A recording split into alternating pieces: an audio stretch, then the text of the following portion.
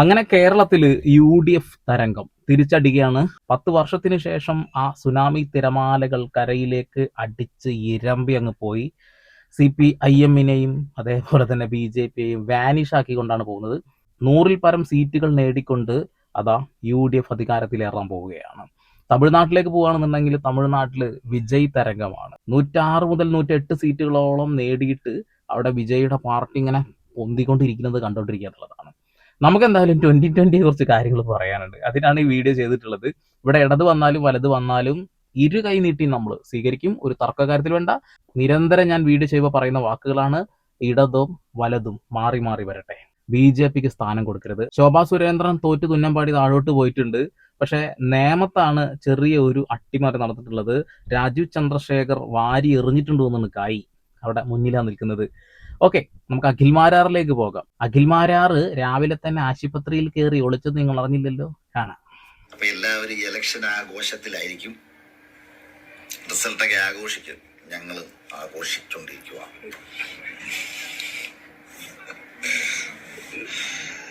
അപ്പൊ കേരളത്തിലെ എല്ലാ ആഘോഷ ടീമുകൾക്കും ഹാപ്പി ആഘോഷം. നിങ്ങൾ ആശുപത്രിയിലാണ് വന്ന് കാണണമെന്നുണ്ടായിരുന്നു. ആശുപത്രിയിലേക്ക് അപ്പൊ ആഘോഷിക്ക്. ഞങ്ങൾ ആഘോഷിച്ചോളാം. നീ പറഞ്ഞു തന്നിട്ട് വേണോ ആഘോഷിക്കണോ ആഘോഷിക്കണ്ടേ എന്ന് നോക്കേണ്ടത്? ഞങ്ങൾ ചെയ്തോളാം. നാണം കെട്ട് നാറാണക്കല്ലെടുത്തൊരു മൂലയിൽ പോയി ഇരിക്കണവൻ ആശുപത്രിയിൽ ഒളിച്ചിരിക്കുന്നു. ഏതുവാടേ ഇവൻ? അയ്യയ്യയ്യയ്യേ, ഇവന്റെ ഡയലോഗൊക്കെ നിങ്ങൾക്ക് ഓർമ്മയുണ്ടോ? ഓർമ്മയില്ലെങ്കിൽ ഞാനൊന്ന് കേൾപ്പിച്ചായിരുന്നു. കേട്ടോക്കെ. എന്റെ പ്രിയപ്പെട്ട സുഹൃത്ത് സാഗർ പണി സിനിമയിൽ ഒരു ഡയലോഗ് പറഞ്ഞു, സുനിയൊക്കെ തട്ടി. അതുപോലെ ഞാൻ പറയുന്നു, തൃക്കാക്കരയിലെ കോട്ടയോ, ഏത് കോട്ട, എവിടുത്തെ കോട്ട, എല്ലാ കോട്ടയും പൊളിഞ്ഞു എന്നല്ലാതെ മറ്റൊന്നും പറയാനില്ല. എല്ലാ കോട്ടയും തകർന്നു. നിന്നോടുള്ള സ്നേഹം മനുഷ്യന്മാരുടെ മനസ്സിൽ നിന്ന് മായിഞ്ഞു പോയി.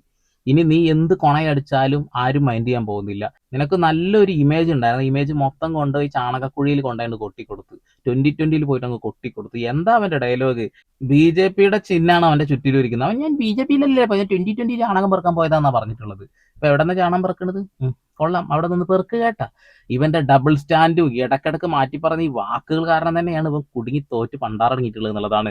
അവിടെയൊന്നും അവന്റെ പേര് പോലും കേൾക്കാനില്ല എന്നുള്ളതാണ്. അവിടെയൊക്കെ UDF അങ്ങ് തൂത്തുവാരി. എറണാകുളം ജില്ല മുഴുവൻ തൂത്തുവാരി. ഒരു LDF സീറ്റ് പോലും ഞാൻ ഈ വീഡിയോ ചെയ്യുന്നത് വരെ കിട്ടിയിട്ടില്ല. ഫുൾ UDF ആണ്. പാവങ്ങൾ. അതേപോലെ തന്നെ ഗോപാലേട്ടൻ, ഒട്ടകൻ ചേട്ടൻ ഭയങ്കര വർഗീയത പറഞ്ഞതാണ് ഗുരുവായൂരില്.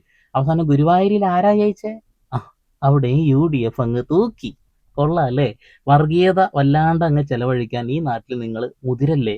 അത് ഈ കലത്തിൽ വേവൂല. ഇനി നമുക്ക് അടുത്ത ചേച്ചി, പ്രായം കുറഞ്ഞ ചേച്ചി, തോറ്റ് തുന്നാൻ പാടിരിക്കുക ചേച്ചി. 2500 രൂപയ്ക്ക് നമുക്ക് ഒരു മാസം ജീവിക്കാൻ പറ്റണ്ടേ? വേണം. വാണിജ്യാടിസ്ഥാനത്തിലുള്ള ഗ്യാസിന്റെ വില ചേച്ചിയെ ഒന്ന് കൂട്ടിയിട്ടുണ്ട്. 2500 രൂപയ്ക്ക് ഒരു മാസമൊക്കെ മുന്നോട്ട് പോകാന്ന് പറഞ്ഞാൽ കുറച്ച് ബുദ്ധിമുട്ടായിരിക്കും. പിന്നെ UDF പറഞ്ഞൊരു കാര്യമുണ്ട്, സ്ത്രീകൾക്ക് സൗജന്യമായിട്ടുള്ള ബസ് യാത്ര, സ്റ്റുഡൻസിന് 1000 രൂപ പ്രതിമാസം, കുട്ടികൾക്ക് പഠനത്തിന് ആവശ്യമായിട്ടുള്ള സാമ്പത്തിക സഹായം നൽകുന്നൊക്കെ. അതിനൊക്കെ ചേച്ചിക്ക് പറ്റിയില്ല. ഇവിടെ പെൻഷൻ തന്നെ മുടങ്ങിക്കിടക്കാന്ന് പറഞ്ഞു. ഇവിടെ പെൻഷനൊന്നും മുടങ്ങിയിട്ടുണ്ടായിരുന്നില്ല കേട്ടോ. ഇവിടെ അതൊക്കെ കൃത്യമായിട്ട് തന്നെ മുന്നോട്ട് പോയിക്കൊണ്ടിരിക്കുന്നുണ്ട് എന്നുള്ളതാണ്.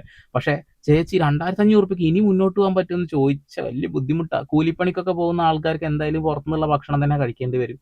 ഹോട്ടലിലൊക്കെ എങ്ങനെ പോയാലും പൊറോട്ടയ്ക്കും ചായക്കൊക്കെ 20 റുപ്യയാവും. 2 ദിവസം കൂടി കഴിഞ്ഞാൽ പെട്രോളും ചിലപ്പോൾ ഒന്ന് വില കൂടാൻ സാധ്യതയുണ്ട്. പല പെട്രോൾ പമ്പിലും പെട്രോൾ ഇല്ല എന്ന് പറഞ്ഞ് പൊഴുത്തി വെക്കുന്നതൊക്കെ കേൾക്കുന്നുണ്ട്. ചേച്ചി ഇപ്പൊ ഇവിടൊക്കെ തന്നെ ഉണ്ടല്ലേ? ഇവിടൊക്കെ തന്നെ കാണണം കേട്ടാ. നമ്മൾ ഒന്ന് ചിന്തിച്ചാൽ മതി, നമ്മുടെ നാട്ടിലുള്ള വികസനങ്ങളുടെ ഒക്കെ പിന്നിൽ കേന്ദ്ര സർക്കാർ തന്നെയാണ്. മോദിജി സ്വപ്നം കണ്ട വികസിത ഭാരതം ഇന്ന് നമ്മുടെ മുന്നിൽ കണ്ടുകൊണ്ടിരിക്കുകയാണ്. അതെ. ചേച്ചി ഗുജറാത്തിലേട്ടും ബീഹാറിലേക്കൊക്കെ ഒന്ന് നോക്കുക. ബീഹാറിലൊക്കെ റോഡ് പണി നടക്കുന്ന സമയത്തെ കൈക്കോട്ടും കൊട്ടയൊക്കെ എടുത്ത് കൊടുത്തിട്ട് കാണാം ഈ കോൺക്രീറ്റ് എടുത്തിങ്ങനെ കൊണ്ടുപോകണം. എന്തുണ്ടാക്കിയത് കൊണ്ടുപോകണോ? അങ്ങനെ വെറൈറ്റി ആയിട്ടുള്ള പല രീതിയിലുള്ള വെറൈറ്റി ഐറ്റംസ് ഒക്കെയാണ് നോർത്ത് ഇന്ത്യയിലേക്ക് നോക്കിയാൽ കാണാൻ കഴിയുക. പിന്നെ മോദിജി തരുന്ന ഫണ്ട്, മോദിജി സ്വന്തം പോക്കറ്റിൽ നിന്ന് എടുത്ത് തരുന്നില്ല. ഇവിടുന്ന് കൊണ്ടുപോകുന്ന നികുതി പണം തന്നെയാണ് നമുക്ക് തിരിച്ച് GST ഒക്കെ തിരിച്ചു തരുന്നത് കേട്ടോ. അപ്പൊ മോദി അങ്ങോട്ട് ഉണ്ടാക്കി എന്നാ പറയുന്നത്. പിന്നെ നമ്മൾ ഇവിടുന്ന് കൊടുക്കുന്ന നികുതി പണം എന്ത് ഉണ്ടാക്കാനുള്ളതാ? തിരിച്ചു തരണതിന്റെ പകുതിക്കിലും 40% തരുന്നുള്ളൂ. ബാക്കിയൊക്കെ ഏത് അണ്ണാക്കിലേക്കാ തിരിക്കണാണ്. വിജയ സാധ്യത എന്തായാലും 100% തന്നെയാണ്. എനിക്ക് കുണ്ട്രയായിട്ടുള്ളൊരു ബന്ധം എന്ന് പറയുന്നത്, ഞാൻ കൊല്ലത്ത് നിന്ന് ട്രാവൽ ചെയ്ത് പോകുമ്പോൾ അതിനിടെ കൂടെ പാസ് ചെയ്യുന്നൊരു സ്ഥലമൊന്നും മാത്രമേ എനിക്കുണ്ടായിരുന്നുള്ളൂ. പക്ഷേ വഴിപോക്കന്മാരൊക്കെ പിടിച്ചിട്ട് മത്സരിപ്പിച്ച് അങ്ങനെയൊക്കെ തന്നെയാണ്. ഒരു കുണ്ടറ യാത്ര ചെയ്യുമ്പോൾ മാത്രമേ കണ്ടിട്ടുള്ളൂ. അല്ലെങ്കിൽ ഇവനൊക്കെ ആര് മൈൻഡ് ചെയ്യുന്നു? ബിഗ് ബോസിൽ 2 ദിവസം ഒലത്തി കുറച്ച് ചീറിപ്പൊളിച്ചെന്ന് കരുതിക്കൊണ്ട് ഇലക്ഷനിൽ നിന്ന് ജയിക്കുന്ന ആരടാ പറഞ്ഞ്? ഇതേപോലെ തന്നെ അഖിൽമാരാറ് ഞാൻ ബിഗ് ലൂസ് ജയിച്ചവനെന്ന് പോടാപ്പ. വഴിപോക്കന്മാരൊക്കെ പിടിച്ച് BJP നിർത്തി തോറ്റ് തുന്നം പാടി നാണം കെട്ടിരിക്കുന്നു. കൊള്ളാം. എപ്പോഴും പറയുന്നത് ഞാൻ ഒരു BJP സപ്പോർട്ടറാണ്. ഞാൻ ചിലപ്പോൾ ഒരു സംഖ്യ ആവാം, എന്തെങ്കിലും പ്രശ്നമുണ്ടോ? ഞാൻ മണ്ടനാവാം, പക്ഷെ ഞാനിപ്പോൾ കുണ്ട്ര മണ്ഡലത്തിലെ നിയോജക മണ്ഡലത്തിലെ സ്ഥാനാർത്ഥിയാണ്. മണ്ടനാണ് അതന്നെ. ഒരു വീഡിയോ കാണിച്ചു തരാം. എന്റെ പൊന്നോ, ചിരിച്ചൊരു വിധാവൂട്ടാ. നാളെ ഡോക്ടർ റോബിൻ കുണ്ട്രയിൽ കുത്തി കാണിക്കട്ടെ. നാളെ ഡോക്ടർ റോബിൻ രാധാകൃഷ്ണൻ കുണ്ട്രയിൽ കുത്തി കാണിക്കട്ടെ. തോക്കുന്ന ഉറപ്പാണ്. ഞാനൊന്നും പറയുന്നില്ല. ആറാട്ടം പറഞ്ഞിട്ടുണ്ട് കുണ്ടറയിൽ എന്തോ കാണിക്കാനാ പറയുന്നത്. വഴിപോകാനൊക്കെ പിടിച്ചിട്ട് അങ്ങ് മത്സരിപ്പിച്ച പിന്നെ അലറൽ വീരനാത്രേ. ഇവൻ അഖിൽമാരാർ വിളിച്ചത് അലറൽ വീരൻ എന്ന്. അതിന് ഇവൻ തിരിച്ച് അച്ഛനെ അമ്മക്കൊക്കെ വിളിക്കുന്ന ഒരു വോയിസ് ഒക്കെ അല്ല ഒരു വീഡിയോ ഒക്കെ നമ്മൾ കണ്ടിട്ടുണ്ട്. ഞാൻ ഒരു വീഡിയോയിൽ അത് ഉൾപ്പെടുത്തിയിട്ടുണ്ടായിരുന്നു. എന്തിനു നമുക്ക് വോട്ട് ചെയ്യുന്നു എന്ന് ചോദിക്കുന്നവരോട് പറയുന്നതാണ് മാറ്റം അനിവാര്യമാണ്. മാറും അല്ല, മാറ്റം അനിവാര്യമാണ്.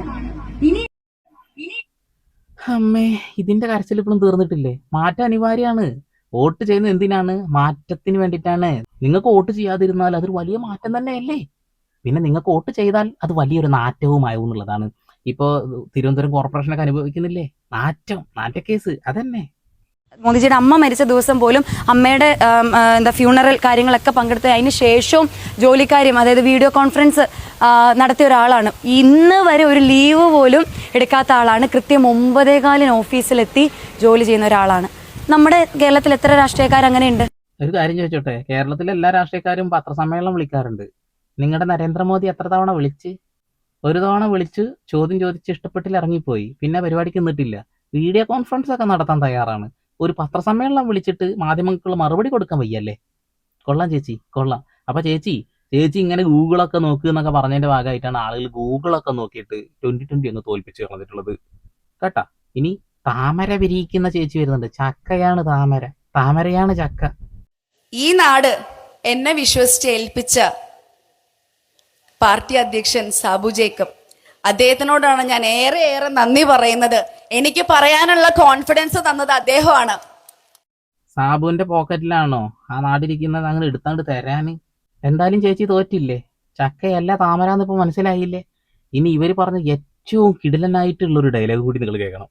നമ്മുടെ സർക്കാർ സ്കൂളുകളിൽ ഇംഗ്ലീഷ് മീഡിയം വിദ്യാഭ്യാസം ഏറെ സന്തോഷിപ്പിക്കുന്ന ഒരു കാര്യമാണ് മാതാപിതാക്കളേത്, അല്ലെ?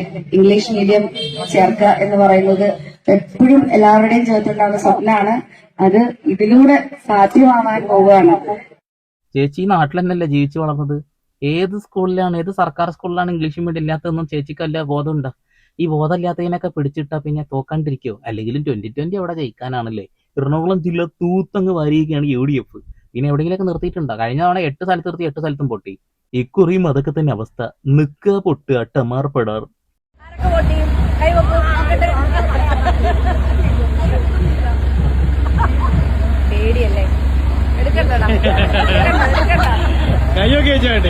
ആരൊക്കെ വോട്ട് ചെയ്യും? ഞങ്ങളൊക്കെ കോൺഗ്രസ്സുകാരാ. എടുക്കണ്ടടാ. മനസ്സിലായില്ലേ ചേച്ചി? അന്ന് എന്നെ തിരിച്ചാ വണ്ടിയിൽ നിന്ന് ഇറങ്ങി വീട്ടിൽ പോയിരുന്നെങ്കിൽ ഈ കുഴപ്പമില്ല ഉണ്ടായിരുന്നു. നാണക്കേടായില്ലപ്പോ. എന്തായാലും നീ തലയെ മുണ്ടിട്ട് നടക്കേണ്ട അവസ്ഥയാണ്. റോട്ടിക്ക് ഇറങ്ങിയ അതാ തോറ്റ ചക്കച്ചേച്ചി എന്ന് എല്ലാവരും വിളിക്കൂലേ? കൊള്ളാം. ഇനി ഈ സാബു എന്ന് പറയുന്ന ഈ ഫ്രോഡിനെ കുറിച്ചിട്ടൊരു വീഡിയോ ഇവൻ തന്നെ പറയുന്നതാണ് BJP കുറിച്ചിട്ട്. BJP ഒരു ഫ്രോഡാണെന്നുള്ളത്. അപ്പൊ BJP തകർക്കാൻ വേണ്ടിയിട്ട് ഞങ്ങളെ കണ്ട് ലയിച്ചു തരാന്ന് പറഞ്ഞ് ചെന്നതാണ്. അത് BJP-ക്കാർക്ക് മനസ്സിലായില്ല. വേണമെങ്കിൽ ഒന്ന് കേട്ട് മനസ്സിലാക്കിക്കോ BJP-ക്കാരെ. എറണാകുളത്ത് BJP ഒരു കാരണവശാലും ഒരു 10% കൂടുതൽ വോട്ട് മേടിക്കില്ല. അതെല്ലാവർക്കും അറിയാം. അവിടെ ജയിക്കില്ല എന്ന്. അപ്പൊ എന്തുകൊണ്ടാണ് 6 പേര് മത്സരിക്കുന്നത്? ഒരു സ്ഥാനാർത്ഥിയായി മത്സരിച്ചു കഴിഞ്ഞാൽ പിരിവ് നടത്താം, കാശുണ്ടാക്കാം. തോറ്റാലും ജയിച്ചാലും ഒരു 2 കോടി രൂപ മിച്ചം വയ്ക്കാം. അതാണ് രാഷ്ട്രീയം. BJP-ക്കാർ എന്ത് ചെയ്യാൻ മത്സരിക്കണമെന്നാണ് ഇപ്പൊ ചേട്ടായി പറഞ്ഞിട്ടുള്ളത്. അതിപ്പോ ശോഭാ സുരേന്ദ്രൻ കാണിച്ചു തന്നുള്ളതാണ്. പൈസ വരും കുറെ, ആ പൈസ മുക്ക. ഈ നാടിനെ സേവിക്കാനൊന്നല്ല ഞാൻ ഇവിടെ ഇരിക്കുന്നത്. ആ വന്ന പൈസയിൽ നിന്ന് ഒരു 25 ലക്ഷം മറക്കി എന്ന് പറഞ്ഞ ശോഭാ സുരേന്ദ്രന്റെ ശബ്ദ സന്ദേശം നമ്മൾ കേട്ടതല്ലേ? വോട്ടർമാർക്ക് പണവും സാരിയും കൊടുക്കുന്നതും നമ്മൾ വീഡിയോ സഹിതം കണ്ടതാണ്. ഇനി എങ്ങാനും ശോഭാ സുരേന്ദ്രൻ അവിടെ ജയിച്ചു എന്ന് തന്നെ കൂട്ടിക്കുക, ഇലക്ഷൻ കമ്മീഷന്റെ അടുത്തൊരു കേസുമായിട്ട് എന്തായാലും ഇവർ മുന്നോട്ട് പോകും.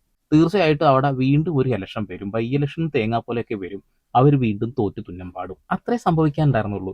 പക്ഷെ എന്തായാലും തോറ്റ് പിന്നോട്ട് നിൽക്കുകയാണല്ലോ. ഇപ്പൊ ഞാൻ ഈ വീഡിയോ ചെയ്യുന്നത് വരെ BJPയുടെ ഒരു നേതാവ് മാത്രമാണ് മുന്നിട്ട് നിൽക്കുന്നത്, രാജീവ് ചന്ദ്രശേഖരാണ്. അയാളും തോൽക്കും എന്നാണ് ഞാൻ വിശ്വസിക്കുന്നത്. കാരണം അവിടെ ഇനി ഏകദേശം 6 or 7 സ്ഥലങ്ങൾ കൂടി, മണ്ഡലം കൂടി എണ്ണി തീർക്കാനുണ്ട്. അതുകൂടി എണ്ണി തീർക്കുമ്പോൾ അതിന് തീരുമാനം ആയിക്കോളും.